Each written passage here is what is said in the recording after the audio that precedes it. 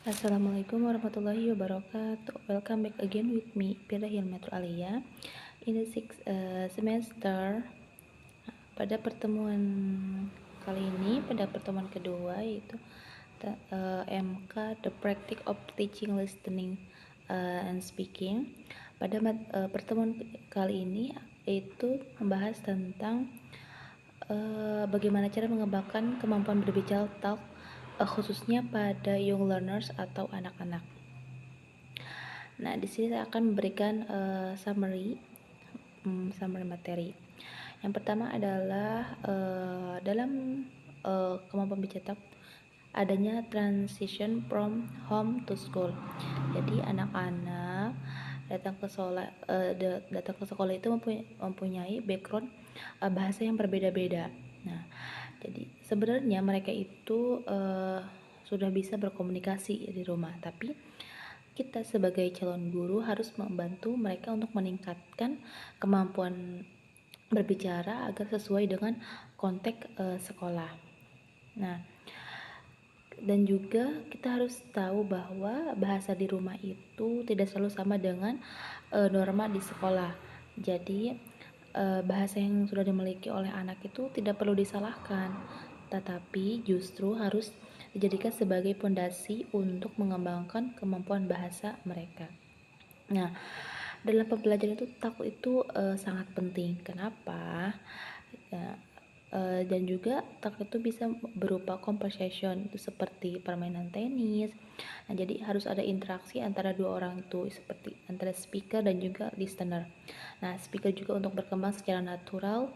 Jadi sebaiknya tidak hanya menghafal dialog, tapi juga bisa lebih ke komunikasi yang spontan juga bermakna.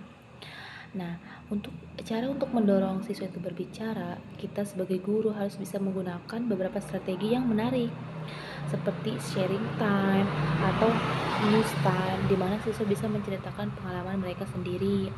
Selain itu juga bisa juga menggunakan storytelling, puppets, dan juga problem solving activities supaya siswa itu lebih aktif berbicara.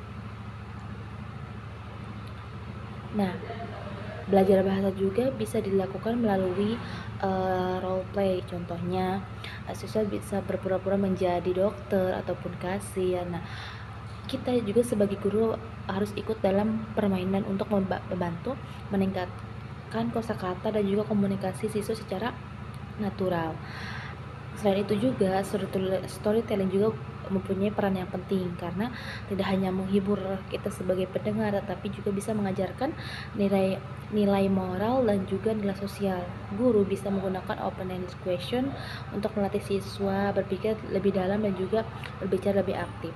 Nah, untuk listening skill, penting dipahami bahwa listening itu bukan hanya untuk mendengar, tapi juga harus ada interaksi kegiatan seperti mendengar cerita atau lagu, seperti serta role play, dan juga bisa membantu siswa mengembangkan kemampuan menyimak.